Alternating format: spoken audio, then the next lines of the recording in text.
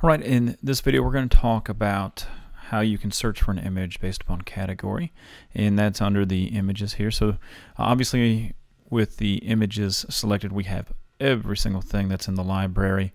Let's go ahead and try to narrow down our search with using categories here. So with categories, one thing you'll want to notice is that the search box is grayed out. You're not able to simply just search anything within here. You have to select a category first in order for you to be able to search. So obviously if we're looking for birthday things, there is a birthday category here, and I sort of wanted to show this to you because you may want to search in multiple categories if that's what you want to do for a birthday. So say for example this birthday we're looking for animals, maybe with birthday hats on it and stuff.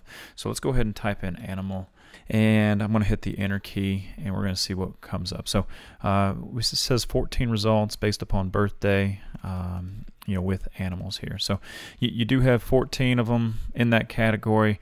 Let's go ahead and how about we go to the animals category. So I'm going to go ahead and click on categories again, and let me go to the animals and wildlife, and let me try to type in here where I want to try to find birthday animals. So we were going from 965, and let me go ahead and type that in. Okay, so now we have 55 results. So we have a little more options available to us, but you can sort of see what we have available to us. Now you can still apply filters to any of the categories, so just like we learned about in the previous video where you can do filters based upon Cricut access only. So let me go ahead and click it, and now you can see that now we're down to 50 results compared to what we were before. So there was just 5 on there that you had to purchase.